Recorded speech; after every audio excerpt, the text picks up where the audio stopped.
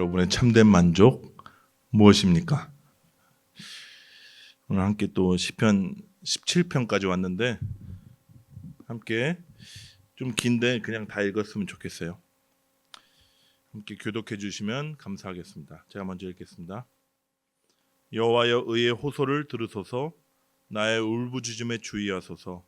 거짓되지 아니한 입술에서 나오는 나의 기도에 귀를 기울이소서. 주께서 나를 판단하시며 주의 눈으로 공평함을 살피소서. 주께서 내 마음을 시험하시고 밤에 내게 오시어서 나를 감찰하셨으나 흠을 찾지 못하셨사오니 내가 결심하고 입으로 범죄하지 아니하리이다. 사람 행사로 논하면 스스로 삼가서 포악한 자의 길을 가지 아니하였사오며 나의 걸음이 주의 길을 굳게 지키고 실족하지 아니하였나이다. 하나님이여 내게 응답하시겠으므로 내가 불렀사오니 내게 귀를 기울여 내 말을 들으소서. 주께 피하는 자들을 그 일어나 치는 자들에게서 오른손으로 구원하시는 주여, 주의 기이한 사랑을 나타내소서. 나를 눈동자같이 지키시고 주의 날개 그늘 아래 감추사 내 앞에서 나를 압제하는 악인들과 나의 목숨을 노리는 원수들에게서 벗어나게 하소서.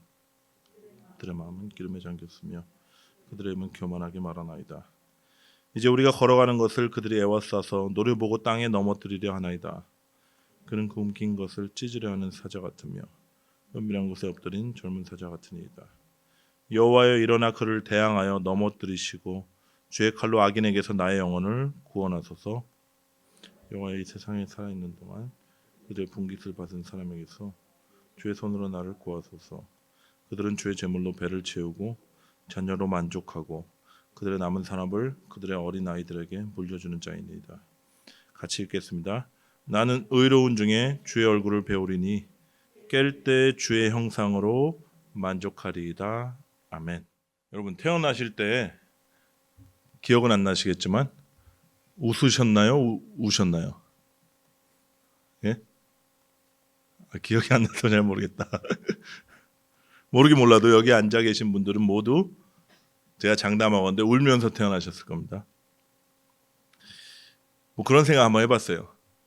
인생이 울음으로 점철되어 있으니까 시작부터 울게 하셨나 보다 하는 생각도 들고, 어쨌든 우리 울면서 태어나서 또 자라면서 계속 울었습니다. 근데 여러분, 우리의 기도가 이런 어린아이의 울음과 같다면 비록 지적이고 유창한 그런 기도는 아닐지라도 하나님께 더 호소력 있는 기도가 될 수 있습니다. 왜냐하면 어린아이의 울음에는요, 그 부모의 마음을 움직이는 뭔가 강력한 게 있기 때문이에요.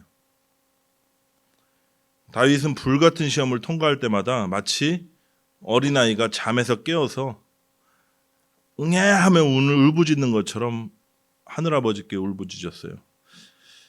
이것이 그를 보호하시고 세우지 않고는 견딜 수 없도록 아버지의 마음을 울렸습니다. 1절 말씀 한번 다시 보시면요. 여호와여 의의 호소를 들으소서. 나의 울부짖음에 주의하소서.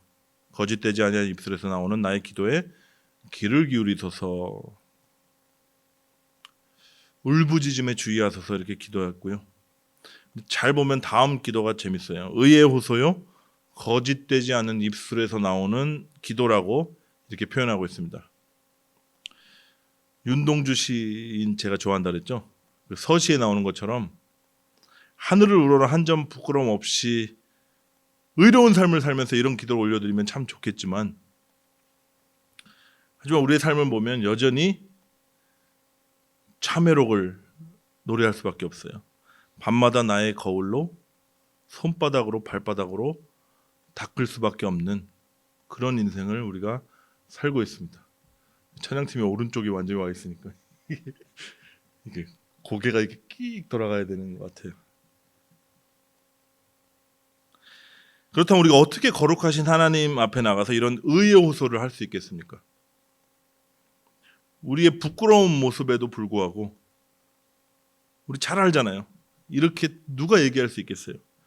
그렇지만 예수 그리스도의 그 의로움의 근거에서 우리가 담대하게 이렇게 부르짖을 수 있는 겁니다. 나의 죄악과 나의 잘못을 참소하죠. 사단이 참소할 때 그때도 나는 더욱더 큰 소리로 나에게 임한 은혜가 더 크다. 이런 믿음 가지고 우리가 담대히 그리스도의 의를 외칠 수 있는 거예요. 제롬이라고 이제 유명한 교부가 있거든요. 신학자가. 시편 17편 1절을 이렇게 번역했다고 합니다. 오 하나님이여 정직한 자의 소리를 들으소서 메시아의 소리를 들으소서 이렇게 번역했대요. 여러분 근데 시편 기자는 한 걸음 더 나아갑니다. 2절부터 5절까지 보면요. 불꽃 같은 눈으로 감찰하시는 건 하나님 앞에서 자신의 의로운 행위를 자랑합니다. 3절을 제가 다시 읽겠습니다. 주께서 내 마음을 시험하시고 밤에 내게 오시어서 나를 감찰하셨으나 흠을 찾지 못하셨사오니 내가 결심하고 입으로 범죄하지 아니하리이다. 이 구절을 보면 마치 다윗이 이렇게 얘기하는 것 같아요. 주님, 아무도 내 곁에 있지 않고 홀로 있을 때 주님 나를 보셨죠.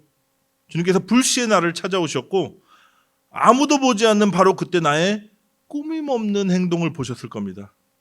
나를 힐난하는 사람들의 말처럼 정말 범죄했는지 아닌지 주님께서 잘 아십니다. 이 고백이 얼마나 놀라운 고백인지 몰라요. 여러분 아무도 없는 그 은밀한 그 시간에 홀로 있는 밤중에 하나님께서 자기를 찾아와 주기를 바라는 자들은 정말 복 있는 자들입니다. 세상 사람들은 다른 사람들이 눈이 없는 그 시간에 그 장소에서 무슨 일을 하고 무슨 생각을 하죠? 입에 올리기 민망한 그런 행동을 하는 사람들도 있고 그런 생각을 하는 사람들이 얼마나 많은지 몰라요. 그렇지만 하나님의 사람들은요. 밤중에 찾아오시는 그 주님의 방문이 너무 감미로운 겁니다. 아무도 없는 곳에서 모두가 잠든 그 시간에 사랑하는 주님과 단둘이 교제를 나눌 수 있기 때문이죠. 여러분 어떠십니까? 아무도 없는 그곳에 내가 홀로 있어요. 홀로 있는 밤중에 하나님께서 여러분을 찾아와 주시기를 원하십니까? 아니면 자신이 없어서 그냥 내버려 두기를 원하십니까? 여러분 우리를 대속하신 예수 그리스도의 그 아름다우심과 온전하심으로 우리를 덧입혀 주신다면요. 사람의 중심을 꿰뚫어 보시는 하나님께서도 아무런 흠을 찾지 않으시겠다고 하셨습니다. 담대함을 가지십시오. 아무쪼록 홀로 있는 그 시간에 주님과 독대하는 가장 감미로운 그런 시간이 되시기를 이 시간 예수 그리스도의 이름으로 축복합니다. 4절에 보면요. 다윗은 하나님의 말씀을 따라서 스스로 삼감에 포악한 자의 길을 가지 않았다. 이렇게 얘기하고요. 5절에는 나의 걸음이 주의 길을 굳게 지키고 실족하지 아니하였다. 이렇게 고백해요. 저도 시편 17편을 묵상하면서 어떻게 하나님 보시기에 이렇게 흠이 없이 살았다고 다윗이 고백할 수 있을까? 그 이유가, 그 비법이 무엇인가 한번 생각해 봤습니다. 이렇게 표현하잖아요. 게다가 능히 길들일 사람이 없다는 것이 우리의 혀거든요. 근데 자기 혀에 재갈을 물리고 입으로 범죄하지 않았다 이렇게 고백하고 있어요. 늘 스스로 삼가서 악한 자의 길을 따르지 않고 주의 말씀을 따라서 살았다 이렇게 고백하는데 어떻게 그럴 수 있을까요?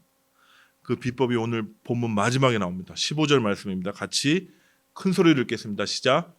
나의 의로운 중에 주의 얼굴을 배우리니 깰 때에 주의 형상으로 만족하리이다. 나의 의로운 중에라는 표현은 하나님을 자신의 의로 삼았다는 그런 얘기예요. 우리가 신약식으로 풀어보자면 오직 주님의 보혈의 공로로 예수 그리스도로 옷 입고 하나님의 보좌에 나가서 주님의 얼굴을 배우는 영광을 누린 겁니다. 밤에 홀로 자신을 찾아오신 주님과 얼굴에 얼굴을 맞대면서 친밀한 교제를 나누다가 잠이 들어 아침에 깨면 어떻게 될까요? 주님의 닮은 꼴로 주님의 형상으로 일어나는 거예요. 그리고 자신 안에 비추인 그 주님의 형상 때문에 만족하는 겁니다. 여러분 이게 비법이에요. 홀로 있는 그 은밀한 시간에 은밀한 죄를 탐닉하는 것이 아니라 주님과의 그 은밀한 교제, 친밀한 교제를 나누는 것이죠. 이런 친밀한 교제를 통해서 마치 부부가 서로 한 몸을 이루듯이 주님을 알아가는 것이고요. 그것이 바로 주님과 하나 되는 것이다. 이렇게 말합니다. 그리고 주님과 연합되고 하나 된다는 말이 우리가 많이 썼던 말이죠. 표현이죠. 우리가 주님과 닮아진다. 아주 꼭 닮은 꼴이 된다. 이런 말이에요. 여러분 밤마다 주님과 친밀한 대화를 나누고 그 주님을 마음껏 누리시다가 한번 잠이 들어 보십시오. 바쁘다는 핑계로 일이나 공부에 치여가지고 스트레스만 받다가 잠들지 마시고요. 아니면 저도 반성하고 있습니다. 날마다 습관처럼 셀폰을 틀어가지고 SNS나 어떤 쇼츠 보다가 정신이 팔려서 잠들지 마시고 잠시라도 주님과 대화하고 주님의 말씀을 묵상하면서 잠들어 보십시오. 아침이 달라진답니다. 달라진대요. 여러분 뇌과학 들어보셨나요? 책 같은 거 보셨어요? 뇌과학에서 이렇게 얘기해요. 잠들기 전에 무슨 생각을 우리가 했는지, 어떤 기분으로 잠이 들었는지, 이런 잠들기 직전 상태가 다음 날까지 이어진다 그래요. 그렇다면 우리가 잠들기 전에 주님을 생각하고 주님과 친밀한 교제를 나누면서 그분과 하나됨을 누리다가 잠을 잔다면 다음 날 아침이 어떻겠습니까? 그리고 이러한 삶이 하루가 아니라 한 달이 되고요. 아니 1년을 이렇게 지내면 어떻게 될까요? 주님의 형상으로 변화되어가는 자신의 모습을 보고 놀랄 거예요. 본문 7절부터 12절에는요. 이런 다윗의 이런 삶과 대조적인 사람들이 나옵니다. 7절에 그 일어나 치는 자들이라고 나오고 9절에 압제하는 악인들이라고 나오고 목숨을 노리는 원수들이라는 표현도 써요. 10절 이하에 보면 이런 자들의 특징이 자세히 나오는데 보십시오. 10절에 그들의 마음은 기름에 잠겼다 이렇게 말하고 있어요. 세상적인 풍요에 마음이 완전히 빼앗겼다 이런 뜻이에요. 주님을 깊이 생각하면서 주님과 교제를 나눌 만한 마음의 여유가 여백이 없습니다. 또한 그들의 입은 교만하게 말한다 이런 표현을 보면요. 번영을 추구하면서 자신을 경배하는 거예요. 그러니 입으로는 교만하고 오만한 말을 서슴없이 내뱉는 겁니다. 하나님 없이 사는 자들의 전형입니다. 11절이 재밌더라고요. 이제 우리가 걸어가는 것을 그들이 애워싸서 노려보고 땅에 넘어뜨리려 하나이다. 여기서 노려보고 땅에 넘어뜨리려 하나이다 라고 이제 번역된 구절을요. 원어에 맞게 이제 킹 제임스에서 이렇게 번역했어요. 그들은 눈을 땅을 향하여 주목하나이다. 마치 황소가 이제 상대를 공격하기 전에 어떻게 하죠? 머리를 땅으로 향하고 눈은 땅을 주목하고 온 힘을 다해서 상대를 향해서 돌진하는 그런 모습이 연상되지 않으십니까? 악인들은 이처럼 늘 땅의 것에만 주목하고 있어요. 성난 황소처럼 아니 12절에 보면 움킨 것을 찢으려 하는 사자처럼 무인들을 삼키려고 노리고 있습니다. 그리고 14절을 보면 제가 성경에 이런 구절이 있구나 하고 참 놀랐습니다. 왜냐하면 지금 이 시대를 너무나 잘 보여주고 있는 그런 것 같아서 두려움까지 들더라고요. 하나님을 모르는 악인들, 교만한 자들의 특징이 어떤지 잘 보십시오. 여호와의 이 세상에 살아있는 동안 그들의 분깃을 받은 사람들에게서 주의 손으로 나를 구하소서. 그들은 어떻다고요? 주의 제물로 배를 채우고 자녀로 만족하고 그들의 남은 사람을 그들의 어린아이들에게 물려주는 자니이다. 이 세상에 살아있는 동안 그들의 분깃을 받았대요. 이 세상에서 받을 거 다 받았다는 얘기예요. 마치 탕자처럼요. 그들이 아버지께 분깃을 나누어 주실 때까지 기다리는 것이 아니라 땡겨서 금생에서 자신들의 분깃을 다 가졌습니다. 오로지 세상의 그 풍요와 평판, 쾌락과 즐거움, 성취와 소유에 자신들의 만족을 두는 사람들이에요.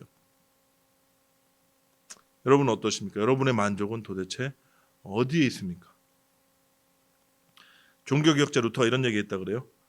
그는 늘 이 세상에서 사는 동안에 자신의 분깃을 받게 될까 봐 두려워했다고 합니다. 그래서 자신에게 생기는 그 재물들을 자주 다른 사람들에게 나눠줘 버렸대요. 여러분 명심하십시오. 우리는 하늘과 땅을 동시에 소유할 수가 없는 사람들이에요. 분깃으로 둘 다 가질 수 없습니다.